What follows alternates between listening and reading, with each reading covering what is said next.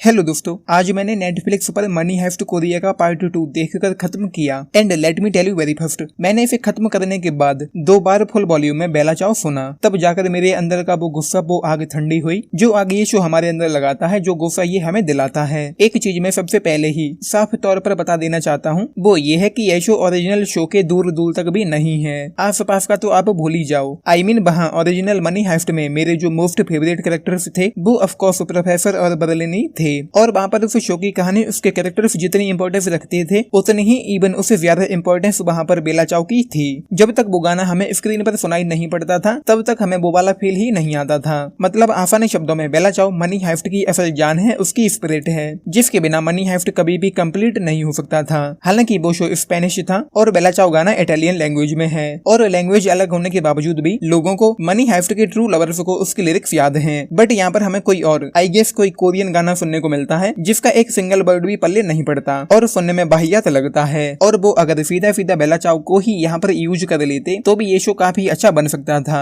और आप मुझे एक सवाल का जवाब दीजिए कि क्या आपने कभी भी रीमेक को ओरिजिनल से बेहतर बनते हुए देखा है? अगर आपने ओरिजिनल कंटेंट को पहले देखा और बाद में रीमेक देखा हो तो ये इम्पॉसिबल है कि आपको रीमेक पसंद आए। और ये शो मनी हेस्ट कोरिया, ये अच्छा लगना तो छोड़ो, ये अच्छा बना ही नहीं है। जितनी स्टोरी यहाँ पर 12 एपिसोड्स में कवर की गई है उतनी स्टोरी वहाँ पर 22 एपिसोड्स में हमें देखने को मिली थी। तो इसका मतलब ये नहीं है कि ये शो उससे ज्यादा टाइट बनाया गया है, बल्कि यहाँ पर मनी हेस्ट का बहुत तगड़ा मसाला हटा दिया गया है। उन्होंने मांस मसाले के नाम पर यहाँ कुछ भी रखा ही नहीं है। हालांकि कम एपिसोड्स और लेंथ को कुछ ऐसे भी जस्टिफाई किया जा सकता है कि उस शो के प्रत्येक एपिसोड की लेंथ 45-55 मिनट के आसपास थी और यहाँ पर लेंथ 1 घंटे से ज्यादा की है। तो मैं मेरे मोस्ट फेवरेट कैरेक्टर्स के बारे में बात कर रहा था, तो यहाँ पर मैं किसी भी कैरेक्टर में डीपली इन्वेस्टिंग नहीं हो पाया। तो यहाँ पर कोई क्या ही मेरा फेवरेट हो पाएगा। जैसे बाहुबली में प्रभास, KGF में यश, जॉन विक में कियानू रीव्स, आयरन मैन और शेरलॉक में रॉबर्ट डाउनी जूनियर, ऐसे ही और भी काफी सारे एग्जांपल्स हैं। तो उसी तरह से प्रोफेसर का कैरेक्टर सिर्फ और सिर्फ अल्वारो मोल्टे और बर्लिन का कैरेक्टर पेड्रो एलोंसो के लिए ही लिखी गई हैं। इवन टोक्यो, नायरोबी, डेनवर, रियो, रकेल के साथ साथ बाकी के सभी कैरेक्टर्स इस शो की असल जान है। उन रियल एक्टर्स के अलावा सेम कैरेक्टर में कोई और एक्टर को देखना, उन्हें एक्सेप्ट करना इम्पॉसिबल है। तो ये चीज क्लियर हो गई कैरेक्टर्स की और इन दोनों शोज के कंपैरिजन की। तो अब मैं इस बारे में आगे बात नहीं करूंगा। तो आज मैंने जो 6 एपिसोड्स देखे इस सेकंड पार्ट के, वो पूरी तरह से कचरे का ढेर थे।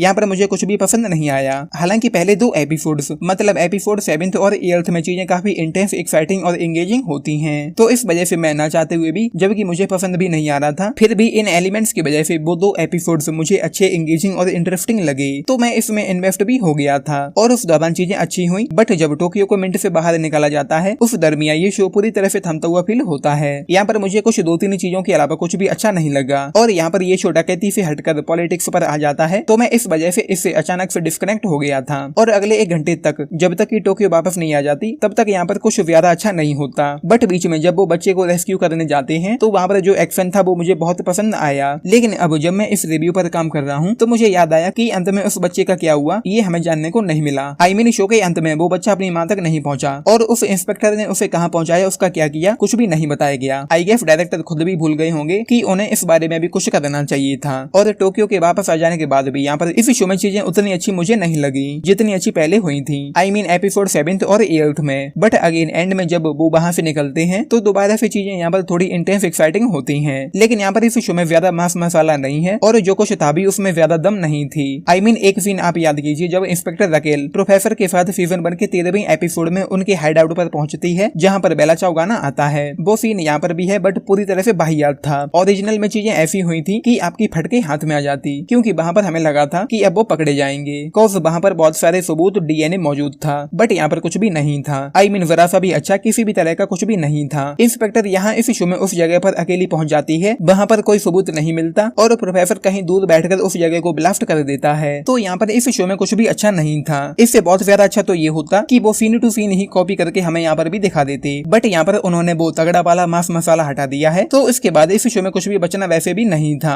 और यहाँ पर किसी भी तरह का कोई अच्छा ड्रामा नहीं है। कुछ चीजें बड़ी होती हैं बट ज्यादा अच्छी नहीं होती। हालांकि इन 6 एपिसोड्स की जो 7 घंटे की लेंथ थी उन्हें तो मैंने ज्यादा परेशान हुए बिना देख लिया। लेकिन 9th एपिसोड में ही मैं इसे छोड़ देना चाहता था जब टोक्यो को मिनट के बाहर निकाला गया था, क्योंकि वहाँ पर शो पूरी तरह से फ्लो हो जाता है और ये मुझे बोर भी कर रहा था। तो ना चाहते हुए भी मैंने बोर होते हुए भी किसी तरह से 10वें एपिसोड को भी देख लिया। बट 11th एपिसोड से चीजें दोबारा से कुछ अच्छी होती हैं। तो स्टार्ट में और एंड में लेंथ ज्यादा फील नहीं होती, क्योंकि इस शो शो में बहुत तगड़ा पोटेंशियल है, बट यहाँ पर इसका ट्रीटमेंट, इसका प्रेजेंटेशन और एग्जीक्यूशन बहुत ज्यादा वाहियात है। वो उस मास्टर क्लास शो को ठीक से कॉपी भी नहीं कर पाए, और कॉपी करना तो छोड़ ही दो, उन्होंने इस बेहतरीन मास्टरपीस शो को पूरी तरह से ही बर्बाद कर दिया। और जो बुरा एक्सपीरियंस इस शो ने मुझे दिया है वो शायद मैं तभी भूल पाऊंगा जब मैं दोबारा से मनी हाइस्ट देखूंगा। और यहाँ पर कुछ ट्विस्ट एंड टर्न्स हैं, बट एक ट्विस्ट को यहाँ पर बदला गया है इसके फ्यूचर की वजह से, क्योंकि उन्होंने अभी रुकना नहीं है, उन्हें इसे और ज्यादा तबाह करना है। बल्कि ओरिजिनल शो में क्या हुआ था कि उन्हें ये शो खत्म करना था पहली ही हाइस्ट के बाद, तो उन्होंने एंड में बर्लिन को मार दिया था। तो यहाँ पर फ्यूचर को ध्यान में रखते हुए बर्लिन को जिंदा रखा गया है। मैंने पहली बार कोई स्पॉइलर दिया है सिर्फ इसलिए क्योंकि मैं चाहता हूँ कि मनी हाइस्ट के ट्रू लवर्स इसे न देखें, इवन कोई भी इस कोरियन कचरे को न देखे। एंड यस, उन्होंने अपने मन मुताबिक इस प्लॉट में चेंजेस किए हैं जो मुझे जरा भी पसंद नहीं आए। ओरिजिनल वाले मनी हाइस्ट की स्टोरी मास्टरपीस थी, उसका प्रेजेंटेशन, एग्जीक्यूशन सब कुछ ही मास्टर क्लास था,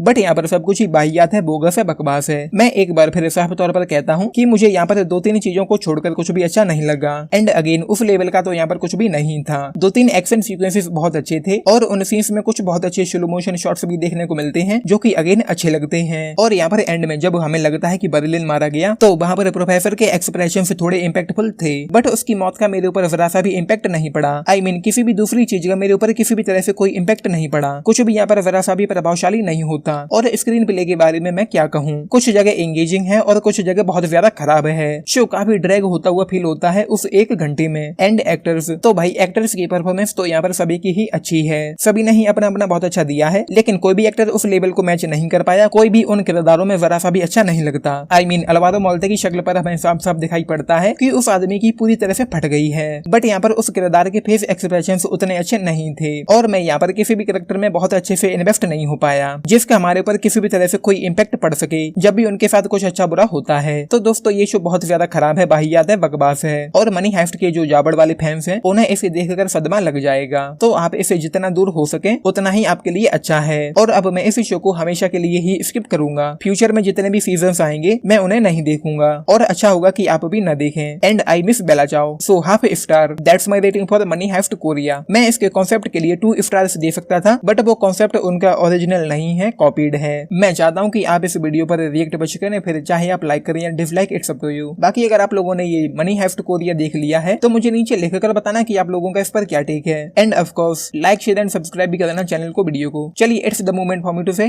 टाटा।